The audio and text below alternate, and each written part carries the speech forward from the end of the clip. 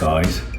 Bling Empire. Have you seen it? That's all everyone Bling says it well. Have you seen Bling? Empire. You haven't seen it? You're kidding me. No, why? What's it about? Oh my God, it's just nuts. It's just nuts. It's an Asian American group of friends, half of which are billionaires or to inherit a billion, and the other half are just stinking rich. Yeah, it really is off the back of that Crazy Rich Asians, which I have to confess was a movie I absolutely loathed. So I entered into this thinking it's another one of your Chuckaway Channel, Hulu-y kind of Real Housewives-y thing, which I like to pretend I hate, and then I love. Well, I am a true Real Housewives addict. I watch them all. Orange County, New York, Beverly Hills. Dallas. I just love them. I can't watch British reality TV. There is something about the Americans, even the really, really classy ones, that just give you so much more. There's such emotional eloquence. There's such an eloquence to the Americans. Even when they're stupid.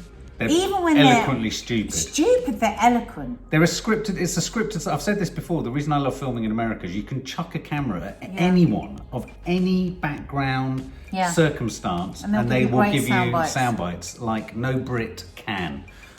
So I wasn't, I would say that I am a connoisseur in these sorts of programs. I'd say you are a connoisseur. So I was expecting. My mum actually recommended it, which is I know, that's so good, Betty. Betty, well done. And she's in her 80s.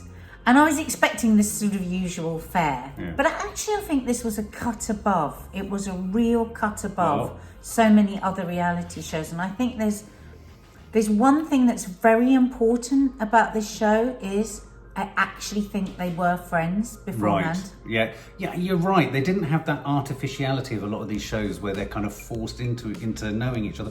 I think the other series some of them maybe were introduced, but I felt that there was a real knowledge. Maybe it's because it's a smaller community. Could it be a cultural thing? Because it reminded me at times a little bit of the knowledge that they have in Shahs of Sunset between each other. There's a smaller community and everybody knows everybody, and also I suppose to be billionaires. I mean, how many billionaires are there? I mean, right from the first at least episode. 4 in this episode. Right from the first series, episode. And the thing is about these characters is that I liked them. Well, that was an interesting dimension, wasn't it? Because I think one of the things that a lot of these series works on is just how gobsmackingly awful terrible people are. Yeah, they're selfish, they're vicious, they're bitchy, they're and there's snarly, some of that in this. They're aspirated. Yeah, there's all of that. Well, God, there's a lot of that in here. I mean, you're right. I think the double whammy with this is it gives you that, but it gives you warmth. And they do a very clever thing, and I can't work out if the reason I want to talk about the cast members or the people who feature in this. I think it's interesting that when you go to any of the reviews of this, the Times described it as this is crystal meth for lockdown TV. Such a shame it's such a short series. No, but I feel like I've smoked it so quickly. I need more. I think that was at moments I had real. Even our 18-year-old loves it, and she's very snooty about these things. Yeah. And I actually had moments of real almost depression through watching it. Just moments when you see them jumping into a pool, partying, going shopping, sharing food. And it was that has become so alien to us. Right, because it was just shot, they just must have finished shooting it pre-pandemic. But ever since we finished watching, we binge watched it across 3 or 4 days, I feel like I can't get my crack high. You know when you've read a really good book and you don't want to say goodbye to the characters? That's how I feel about it. This is more like a narcotic that you are deeply, deeply dependent on, and you need to keep injecting into your eyelids. We couldn't stop watching them. Sometimes we were at 1:30 in the morning and happened to watch them. Absolutely. Within 15 minutes, and we were talking about this at work the other day, all you think is, thank God I'm not a billionaire. There is that, Because I can't think of any one of them that has love. Yeah. Well, the curious character in the whole thing for me is this Kevin Kreider guy, who's he's a curiosity in the program because he's actively not a billionaire.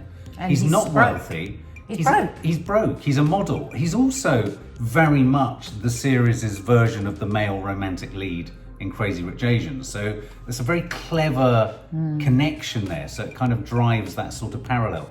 But what I liked about him, he's a bit stupid. Well, he's very stupid. He's idiotic. He's naive. But he has a very good heart. But he has a very good heart, exactly.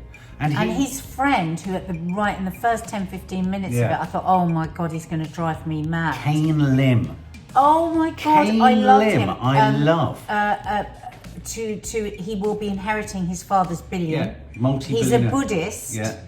a Buddhist with probably £10 million worth of shoes, which is really Did you fun. see his shoe selection?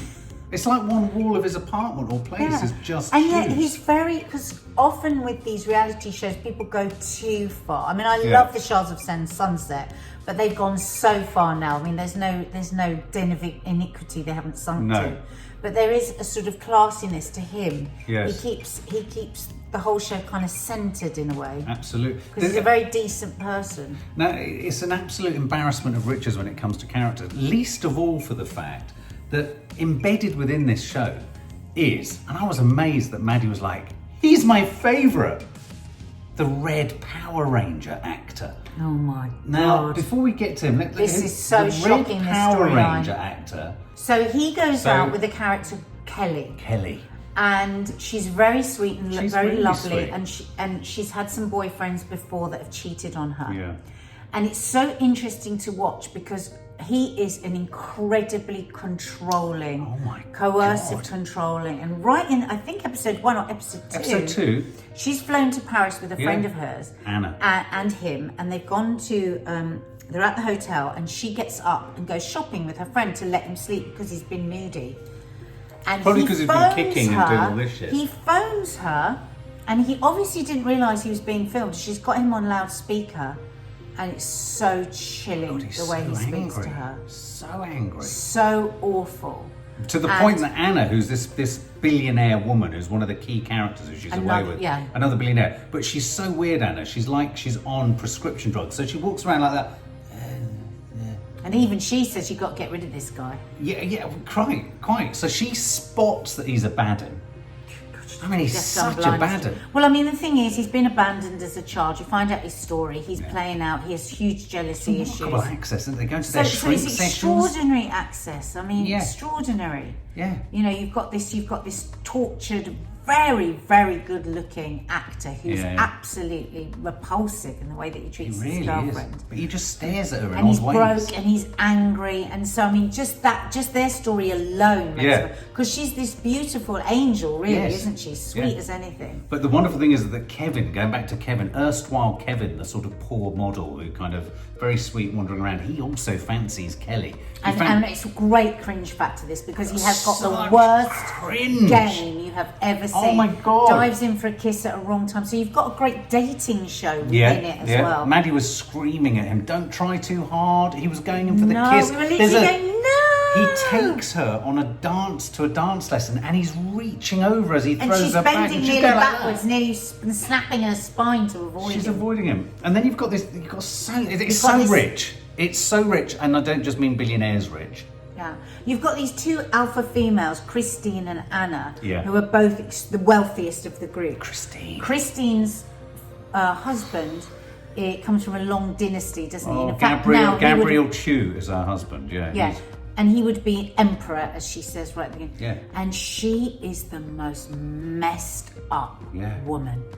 Obsessed with wealth and what it gets you. And she goes into head-to-head with Anna, who's she's worth about 500 million. And supposedly her father was an arms dealer, supposedly. That's where the money... And these two are at loggerheads. So you've got a whole nother... Every that's Anna and Christine. that splinters off. That's the big loggerheads. And there's one scene where they're sitting there just talking to each other in riddles. And you've never seen anything like it. Riddles of bitchiness. Riddles of bitchiness going, but you've got the largest... And you just sit there and go, I'm going, yes, not but rich. your breasts are da-da-da, and you're... I mean, it was just remarkable. And yet this... It was like something out of Dynasty. Yeah, it was, but better. And yet Christine is married, as you rightly say, to the descendant of the Song dynasty, who is Gabriel Chu, who, a sweeter man you could not hope to come across. I know. Who is this multi-billionaire? It's obviously an plastic arranged surgeon. marriage. So you've got a whole arranged marriage thing in there.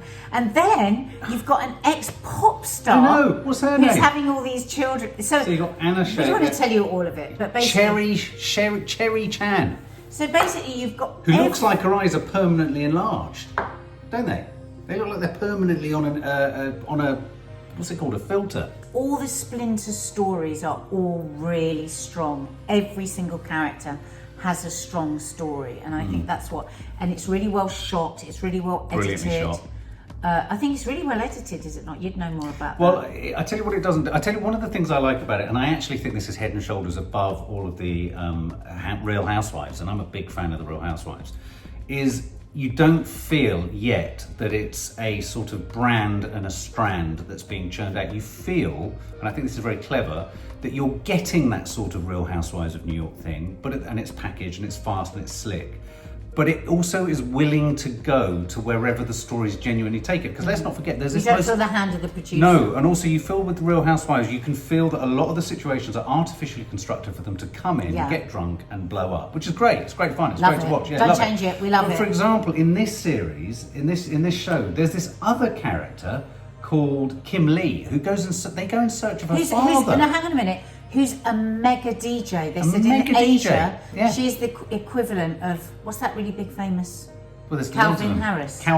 Calvin Harris. Is he a big He is, DJ? Yeah. So apparently she's the Asian equivalent of Calvin Harris. Kim her Lee house, on Instagram. Kim her Lee. house, her pool, looking over the mountains. Oh my God! I mean, you do see the most beautiful house. You also see the most disgusting designer bags and jewelry. But you get this weird sort of subplot where what's his name, Kevin and Kane and Kevin head off searching for her dad. And you know what I mean? That's the kind of thing I didn't feel you'd get in something like Real Housewives. So what I'm trying to say is I think there's a lot of warmth in there. There's genuine warmth. And as you said right at the beginning, you like these characters, even though they can sometimes be... I mean, for example, there's one particular scene where there's a penis enlarger, which is hurled around. Do you remember that? Yeah, What's it that's called? very funny. A penis... What are they called? A penis... Penis. It's a penis... Vacuum. Oh, penis pump. A penis pump gets thrown out of Anna's bedroom window and it lands in a barbecue situation. And then Mark drove me mad for the whole rest of the series. He literally didn't stop. He was like a kid that kept going, what time's the train coming? What time's the train? He was like, what is a penis pump? What is a penis pump? What is a penis pump? I don't know what a penis pump is. Who uses a penis pump? It's a very big penis pump. What would you do with a penis? Literally, you were obsessed with that. Well, what happens with a penis pump? If you ask me that one more time, watch this show. You will be missing out. You won't be part of the water cooler conversation. It's proper good. And you'll have missed out on a real escapism. It's pre-COVID. Just get into it. Just the hilarity of it. Yeah. And also, you will feel so good with the simplicity of your life. Oh Money my God. complicates it. I can't wait for second series though. And look at what a penis pump is before you watch it. For more film and family fun, don't forget to click the subscribe button and make sure to click the bell to never miss an update.